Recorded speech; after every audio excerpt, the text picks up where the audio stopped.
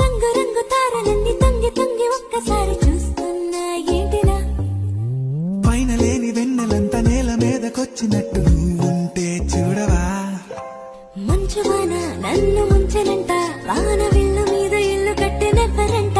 ఈ లోకమంతా నిన్ను చూసినంట, ఏ దిష్టి నిన్ను తాకకుండా ఇంటిలోనే దాచుకుంటా. రంగు రంగు తారలన్నీ తొంగి తొంగి ఒక్కసారి